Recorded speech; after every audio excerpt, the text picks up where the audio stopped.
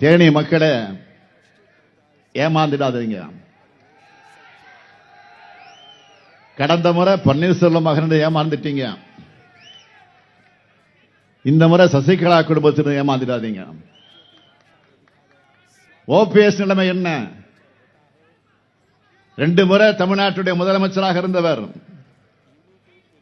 இப்ப சட்டமன்ற உறுப்பினராக இருக்கிறவர் அவமானப்படுத்த அவரை மிரட்டி ராமநாதபுரத்தில் போய் நிக்க வச்சு பாஜக வெடிக்க பார்க்குது.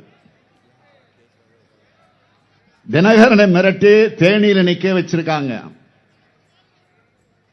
இப்படி பாஜகவோட தொங்கு தசைகளாக பழனிசாமி, பன்னீர்செல்வம், தினகரன் யாராக இருந்தாலும் பாஜகவுக்கு கொடுக்கும் அதே தண்டனையை கொடுங்க. பாஜகவுக்கு சொந்த செல்வாக்கு இல்லாததால பன்னீர்செல்வம், தினகரன் போன்ற பாடக மனிதர்களை வச்சு தேர்தலை சந்திக்குது. பிடிமா பழனிசாமியோட அதிமுகவை குத்தகை எடுத்து தனியா நிக்க வச்சிருக்கு. சொந்தமா முடிவெடுக்க முடியாம கீ கொடுத்த பொம்மை போல அதிமுகவை ஆட்டி வைக்குது பாஜக.